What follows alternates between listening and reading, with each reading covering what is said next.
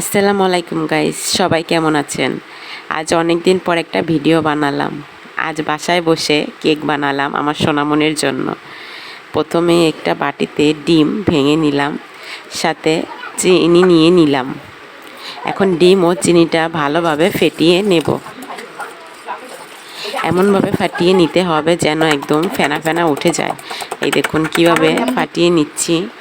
তার ভিতর 1 কাপ ময়দা দিয়ে দিলাম। এখন ময়দার সাথে ভালোভাবে মিশিয়ে নেব আমরা।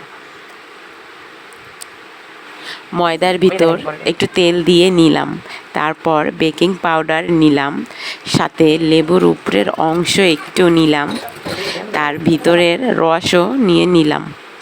এখন সব কিছু ভালোভাবে মিশিয়ে নিতে হবে আমাদের। একটু পানি দিয়ে নিলাম। এখন সব কিছু ভালোভাবে ফেটিয়ে মিক্সড করে নিতে হবে যাতে কোনো কিছু দানা দানা না থাকে। আমাদের মিশানো হয়ে গিয়েছে। একটা বাটির ভিতর কাগজ দিয়ে এখন আমাদের মিশানো মিক্সটি ঢেলে দিলাম ভালোভাবে এবং সুন্দরভাবে চারিদিক নাড়াচাড়া দিয়ে মিশিয়ে নিলাম। এখন একটি হাঁড়িতে কতগুলো কাগজ দিলাম। আজ এইভাবে কেক বানাবো। গ্যাসটি জ্বালিয়ে দিব। তার আগে কেকটা সুন্দরভাবে বসিয়ে নিলাম কাগজগুলোর উপর এবং ঢেকে দিলাম। এখন গ্যাসটা জ্বালিয়ে দিলাম। 40 মিনিট আমাদের চুলোয় রাখতে হবে। এই যে আমাদের কেকটি হয়ে গেছে। আমাদের কেকটি শেষ। এখন আমরা কেকটি নামিয়ে নেব। কি সুন্দর একটা কালার এসেছে দেখুন। খুবই ভালো লাগতেছে। আজ প্রথমবার কেক বানালাম আর কেকটি এত সুন্দর হয়েছে। এখন কেকটি আমরা উঠিয়ে নেব। আসলে একটু তেল কম হয়ে গেছে যার কারণে কেকটি লেগে গিয়েছে, কিন্তু কেকটি সম্পূর্ণভাবেই উঠাতে পারবো ইনশাল্লাহ। আমাদের কেকটি উঠানো হয়ে গেছে। এখন কাগজটি উঠিয়ে নিলাম।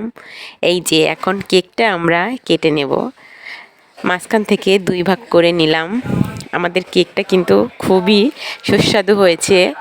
ভিতরে একটু কাঁচা কাঁচা দেখাচ্ছে, কিন্তু কেকটি কাঁচা নেই। কেকটি সম্পূর্ণরূপী হয়ে গিয়েছে। এখন পিস পিস কেটে সবাইকে দেব। কাটা হয়ে গিয়েছে।